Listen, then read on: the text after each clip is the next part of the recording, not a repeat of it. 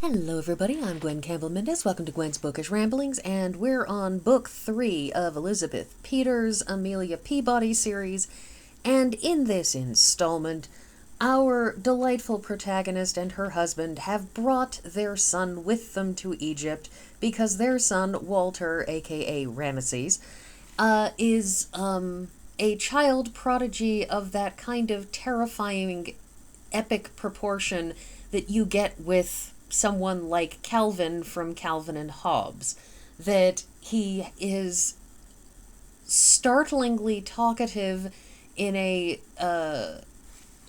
with a startlingly large vocabulary. I mean, both of his parents are very intelligent and he takes after them, and one assumes that neither of them have spent much time baby talking but instead have read him academic texts instead of storybooks and so on and so forth. But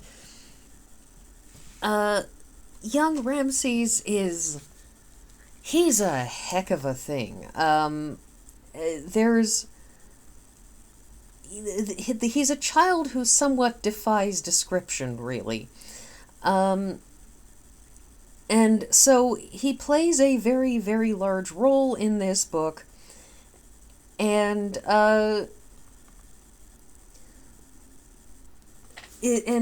spends a lot of time talking and causing trouble and getting into trouble and crawling into things and generally just being terrifying. So he's since I didn't bookmark anything, I'm kind of flipping forward until I find him talking at some point. The other thing, of course, that happens in this book is the murder mystery, which begins with Amelia visiting an acquaintance of theirs who runs a mostly illegal antiquities shop, because, of course, this is Egypt in the, early 20th century, like 1900 something, and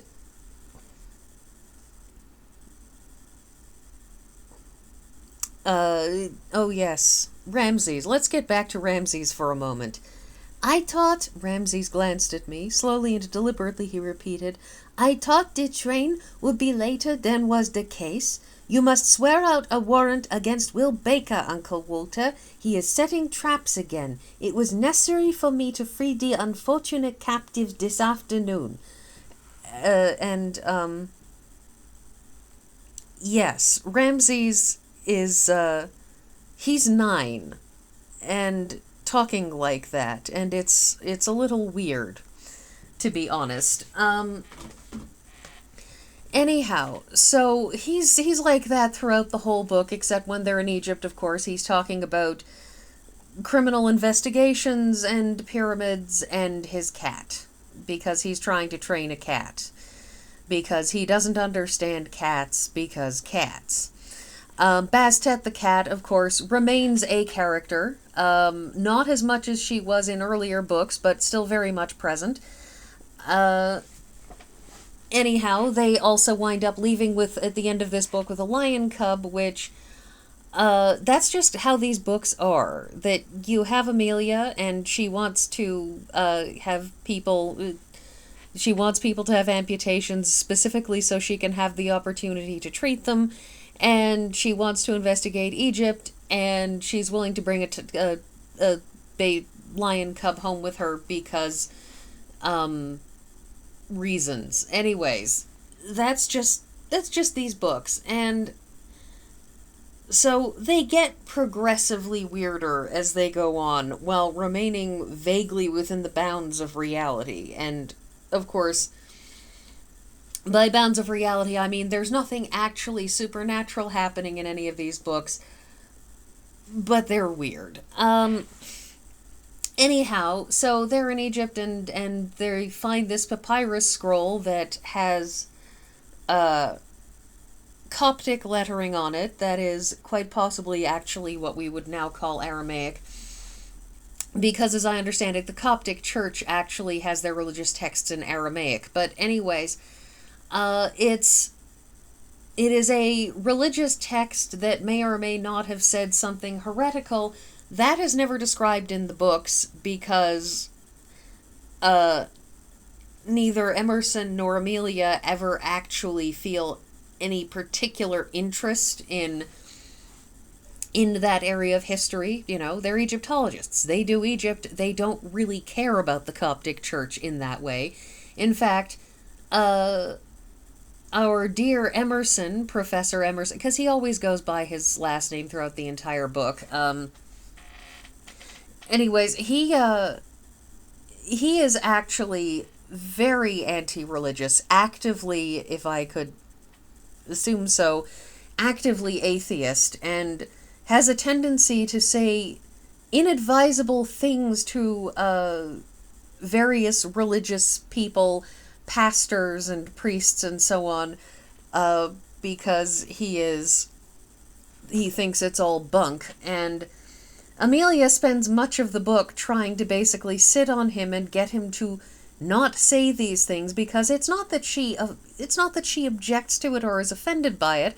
She's married to the man after all. She'd better not be, but because doing these things makes your life much more difficult in a social sense in late 19th, early 20th century, European cultures. It just makes your life hard, and there's no need to make your life harder than necessary by saying things that will offend people that don't really have any particular point to the saying. That is, when he says these things, he's usually grousing and not achieving anything by his grousing, so she's constantly hoping that she can get him to stop. Again, because it just makes your life harder when nobody wants to work with you. So you have that going on. And, by the way, this is neither a positive nor negative statement about religious things. This is a statement about the perspectives of characters. But anyways, so you have that ongoing, and you have the murder of this man who's part of a between semi-illegal to fully illegal Egyptian artifacts trade, and Amelia is convinced it's a murder, and Emerson refuses to believe it because he tends to accuse her of being sensationalist, but she also tends to be right every time. I mean, not like 100% everything she says is right, but she tends to be correct when she says there is some kind of scurrilous villain behind things. She's usually right about that. This book also includes a couple of American hyper-religious people. I don't know if the religious subsect that is named in this book was a real thing at the time. Indeed, possibly might even still be, who knows. Or if it's just something Elizabeth Peters made up to have, a religious sect. It's one of those religious sects that owes a lot to extremist Bible Belt theology, but they've made their way out to Egypt and are busy offending the local Coptic priest by stomping around and trying to steal his flock, which is just kind of offensive. But, they're doing that classic thing of they're Christians, but they're not the right kind of Christians, because only my kind of Christians are the right kind of Christians. And they're kind of really actively doing that. There is a brief, a very tiny subplot, and it's really, really tiny. It looks like it's going to come to more than it actually does, unfortunately. It's a subplot that the pair of them, they bring their son with them to Egypt, but obviously he's going to need a babysitter, and because their son is endless, boundless amounts of trouble, what winds up happening is Emerson winds up basically grabbing one of his footmen and bringing him along, saying, rather than have some poor nanny get overrun, we're going to get a strong and healthy young man who can hopefully tackle our son and keep him from getting into trouble. Young John is somewhat helpful, but also winds up developing a massive crush on the young lady out of the three Americans. She, of course, is of the ridiculously hyper-religious kind of person who, when there's a fire, for example, at their home, at these three missionaries' home, and young John, seeing that his erstwhile one true love is in a fire, he picks her up and runs off with her and races her off to safety, and she strenuously objects because a man picked her up and carried her away from a fire. My God, what horrific violation of her person was that? That kind of thing where you say, I understand being offended at somebody, touching you without consent, but can we draw a line at being offended because somebody panicked and thought that he was saving you from dying in a fire, literally? Because... on top of which, of course, then her brother comes over and yells at her because she shouldn't have allowed any young man to touch her in the process of trying to save her from a fire, and indeed, if a young man touches her, any young man, she should... Now, I don't remember offhand the mythology that's referenced, and I'm not going to look it up because I don't take notes, so I would have no idea where that scene is in the book, but there's a whole thing about you have a knife under the pillow, and it's either for mutilating her face to make herself too ugly for anyone to want to touch her, or possibly just for killing herself. But either way, it's one of those things where you say, that's not...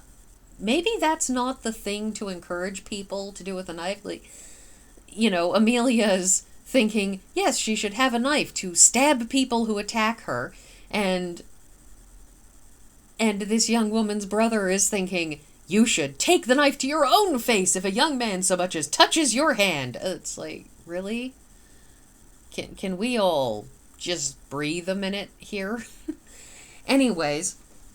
So that's a thing. I'm also going to give away at least part of the ending because it's kind of wild, which is that Brother Ezekiel, who is sort of the head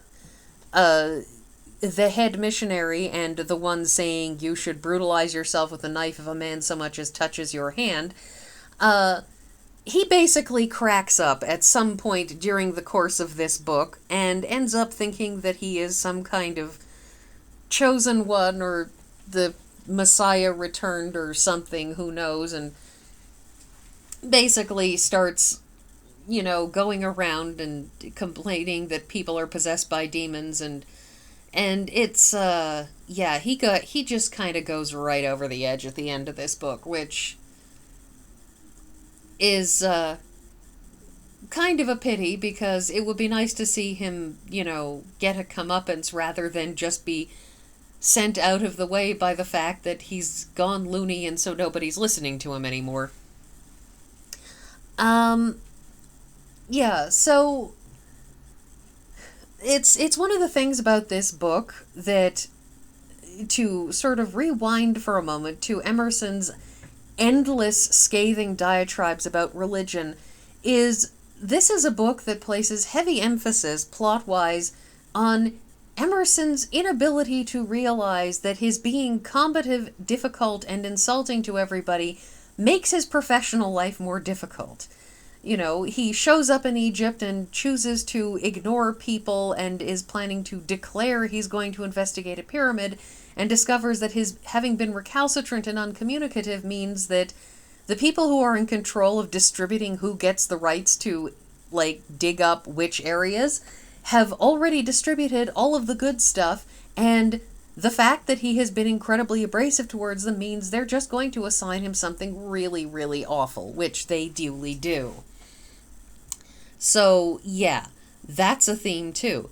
Anyways, I'm coming up on the end of my time, and I guess that's everything that I'm going to say on this book, which, like the others, continues to be a good time. And yeah, that's everything, and I will see you all next week.